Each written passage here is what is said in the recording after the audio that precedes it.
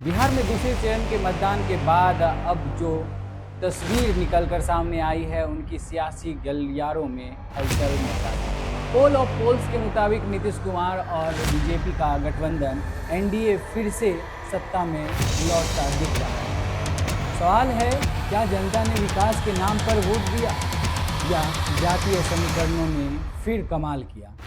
आइए जानते हैं पूरा विश्लेषण। एनडीए को 147 सीटें, महागठबंधन को 85 सीटें और अन्य दलों को 11 सीटें मिलती दिख रही हैं। यानी बहुमत का आंकड़ा 122 पार। साफ संकेत है कि नीतीश कुमार और बीजेपी का गठबंधन सरकार बनाने की स्थिति में। राजनीतिक विश्लेषकों का कहना है कि नीतीश कुमार की विकास यात्रा और केंद्र सरकार की योजनाओं का प्रभाव ग्रामीण इलाकों में साफ है। वहीं बीजेपी का संगठन और प्रचार मशीनरी बेहद मजबूत तरीके से एक्टिव रही। प्रधानमंत्री नरेंद्र मोदी की कई रैलियों ने भी एनडीए के पक्ष में हवा बनाई।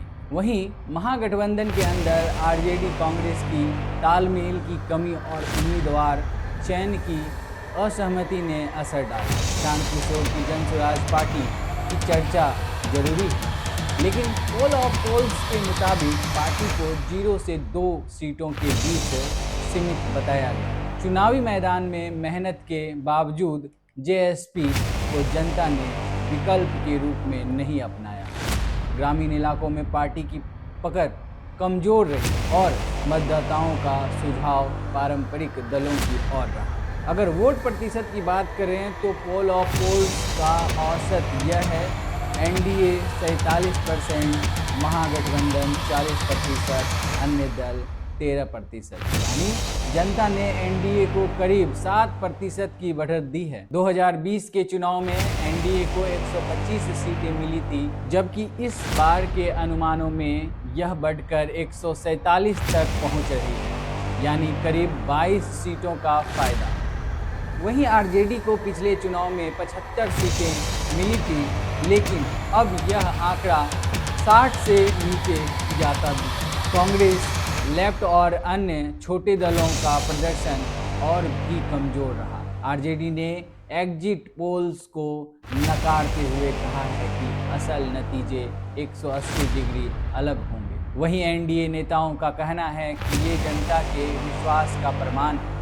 पटना, दरभंगा, गया और भोजपुर जैसे जिलों से आ रहे ग्राउंड रिपोर्ट में भी एनडीए को बढ़त मिलती दिख रही है। तो बिहार एग्जिट पोल 2025 की तस्वीर साफ है। एनडीए की सरकार वापसी की ओर बढ़ रही है। नीतीश कुमार के लिए यह एक राजनीतिक पुनर्जन्म जैसा क्षण हो सकता है, लेकिन अंतिम नतीजे से पहले एग्जिट पोल सिर्फ अनुमान है, ना कि अंतिम सत्य। असली फैसला तो जनता ने ईवीएम में सील कर दिया है। देखना होगा कि क्या 2020 की तरह इस बार भी कोई सरप्राइज ट्विस्ट देखने को मिलेगा या नहीं। मैं हूं रोहित सिंह, आप देख रहे हैं एंकर फैक्ट्स। देखते रहिए, क्योंकि नतीजों की उल्टी गिनती शुरू हो चुकी है। नमस्कार।